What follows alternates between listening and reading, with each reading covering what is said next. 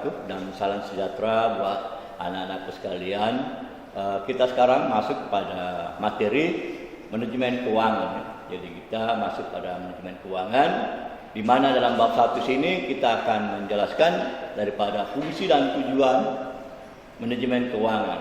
Nah, fungsi dan tujuan manajemen keuangan itu ada dalam subbahasannya, yaitu pengertian manajemen keuangan. Ya, yang pertama, yang kedua adalah ruang lingkup manajemen keuangan. Yang ketiga, tujuan dan manfaat manajemen keuangan. Ya, ini. Ya. Nah, di mana yang pertama itu adalah capaian pembelajaran ini, di mana capaian setelah mempelajari bab ini adalah yang pertama itu mahasiswa dapat atau anak-anak sekalian bisa dapat memahami pengertian dasar dari manajemen, kemudian manajemen keuangan dan ya manajemen keuangan. Ya. Yang kedua, mahasiswa dapat memahami ruang lingkup manajemen keuangan. Yang ketiga adalah mahasiswa dapat memahami tujuan dan manfaat daripada manajemen keuangan. Ya. Kita lanjut ya. Pengertian daripada manajemen keuangan, pengertian manajemen keuangan ini, yang pertama itu hingga pertengahan 1900, tugas utama manajemen keuangan hanya sebatas menggalang dana, fundraising, ya, jadi fundraising, dan mengelola posisi kas pada perusahaan mereka. Nah, pada era tahun 1950-an, dengan meningkatnya penerimaan konsep nilai saat ini, jadi yang disebut atau present value dari keuangan perusahaan, yaitu mendorong para manajer untuk memperluas perhatian mereka ya, pada pemilihan investasi modal. Nah, karena investasi modal memiliki konsekuensi pada naik turunnya nilai uang saat ini. Selanjutnya, saat ini persaingan perusahaan semakin ketat, perubahan teknologi yang sangat pesat atau tingkat inflasi, ya, tingkat bunga dan ketidakstabilan ekonomi global, ya. Jadi dan ketidakstabilan ekonomi global mengakibatkan manajer keuangan memainkan peran yang sangat penting bagi kemajuan perusahaan. Ya. Jika perusahaan ingin berkembang atau sekadar bertahan, maka pengelolaan keuangan perusahaan harus memiliki fleksibilitas untuk beradaptasi dengan perubahan dinamika lingkungan bisnis yang sangat cepat. Ya. Kita lanjut. Itulah yang menjadi alasan penting mempelajari manajemen keuangan khususnya pada perusahaan bisnis. Ya. Kita lanjut. Nah, manajemen, ya.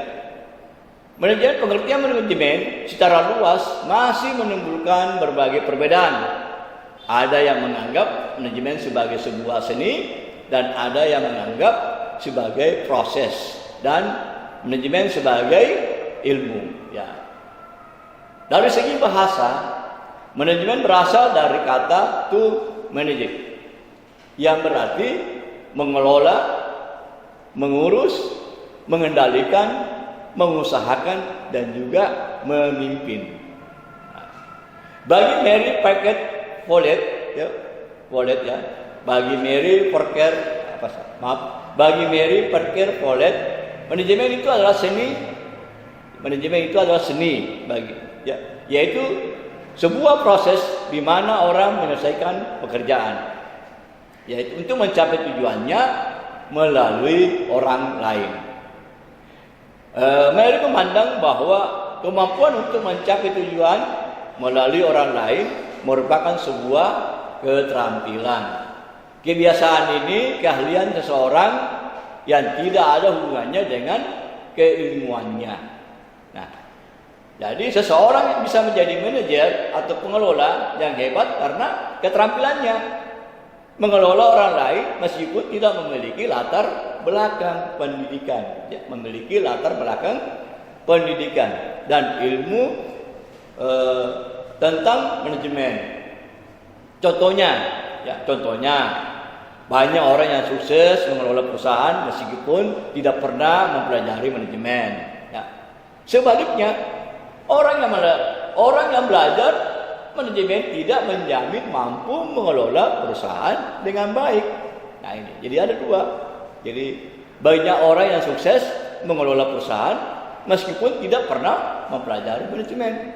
Tetapi sebaliknya, orang yang belajar manajemen tidak mampu mengelola perusahaannya dengan baik. Nah, inilah yang biasa mengakibatkan kerugian. Ya. Nah, manajemen kita lanjut. Pengertian manajemen sebagai ilmu pengetahuan karena telah mempelajari sejak lama dan telah diorganisir menjadi teori sebagai ilmu manajemen. Telah banyak dipelajari dan memiliki sistematika perusahaan yang lengkap.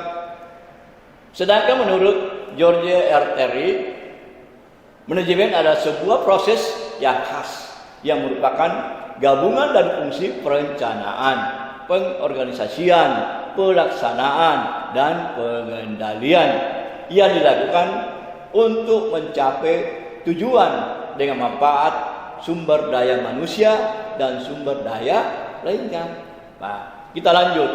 Nah, di sini ada menurut Thomas Hanelson, manajemen adalah ilmu seni memadukan ide fasilitas, proses, bahan dan orang-orang untuk menghasilkan barang dan jasa yang bermanfaat dan menjualnya dengan cara yang menguntungkan. Jadi, anak-anak sekalian, pengertian manajemen secara umum ini adalah sebuah proses dalam rangka untuk mencapai tujuan dengan cara bekerja bersama-sama dengan orang-orang dan sumber daya yang dimiliki organisasi. Nah, kita lanjut di keuangan. Ya, tadi kita pelajari adalah manajemen. Sekarang adalah keuangan. Ya. Nah, keuangan merupakan salah satu fungsi yang ada dalam perusahaan yang setara dengan fungsi pemasaran, fungsi personalia, fungsi produksi, dan lain-lain. Ya. Nah ini beda dari manajemen sekarang dengan keuangan. Jadi keuangan itu yang perlu kita ketahui merupakan salah satu fungsi yang ada dalam perusahaan yang setara dengan fungsi pemasaran, fungsi personalia dengan fungsi produksi, dan lain-lain. Nah, kalau fungsi keuangan terdapat di setiap organisasi, baik organisasi berorientasi profit maupun organisasi nirlaba. Nah, ini atau namanya non profit. Nah, kesinambungan suatu organisasi, terutama organisasi bisnis, ya, tugas dan tanggung jawab utama bagian keuangan dalam suatu organisasi bisnis adalah mendapatkan dana. Yang dimaksud dengan mendapatkan dana sini yaitu fundraising. Nah, fundraising sini dan menggunakan dana, kita bisa menggunakan dana itu atau mengalokasikan dana yang namanya fund allocation serta kebijakan pembagian keuntungan atau namanya dividen policy.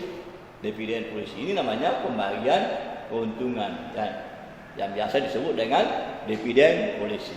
Nah, sudah kita pelajari dua antara manajemen dengan keuangan. Sekarang kita masuk pada komposisi daripada manajemen keuangan. Apa yang dimaksud dengan manajemen keuangan? Yaitu manajemen keuangan adalah pengelolaan terhadap fungsi-fungsi keuangan dalam organisasi, yaitu fungsi mendapatkan dana dan mengalokasikan dana. Jadi perlu yang kita perhatikan dalam manajemen keuangan itu ada dua. Jadi yang pertama itu mendapatkan dana dan mengalokasikan dana. Nah, jadi kita dapatkan dulu dananya. Setelah kita dapatkan dananya kemudian kita mengalokasikan dana. Nah, itu yang perlu kita ketahui. Baik, kita lanjut anak-anak sekalian yang perlu kita ketahui sini. Ya. dalam ruang lingkup manajemen keuangan ini ada skema ya. Nah, skema ini yang perlu kita perhatikan di sini, ruang lingkup manajemen keuangan yang dapat digambarkan melalui skema. Kita lihat di sini di tengah-tengahnya ada manajer keuangan ya. Dalam manajer keuangan sebelah kanannya itu ada poin pertama 4B dan 4A. Tapi di sini ada satu namanya pasar keuangan. Kemudian yang sebelah kiri lagi angka 2 dengan angka 3 itu aktiva perusahaan. Nah, dalam penjelasannya sini bahwa keputusan pendanaan ini yang mengarah kepada pemilihan sumber pendanaan yang paling menguntungkan untuk membiayai atau sumber investasi yang akan dilakukan. Nah, kita lihat angka 1 sini artinya itu apa? Manajer keuangan mengumpulkan berbagai sumber dan menganalisa sumber mana yang paling menguntungkan. Nah, ini nomor 1. Ya pada pasar modal, pinjaman dengan peroleh dan pinjaman atau semua pasar-pasar modal ya. Nah, ini. Nah, itu nomor 1. Kita masuk di poin kedua. Nah, poin kedua ini keputusan investasi atau alokasi dana, di mana keputusan yang mengarah kepada pemberian solusi terhadap permasalahan besarnya investasi yang akan dilakukan dan pemilihan jenis investasi yang akan dilakukan dalam aktiva lancar atau aktiva tetap. Keputusan ini menyangkut penggunaan dana yang paling efektif. Nah, ini kita masuk di poin kedua ya, yaitu sasaran kedua. Nah, yang tadi kita lihat ya. Nah, sini kita lihat.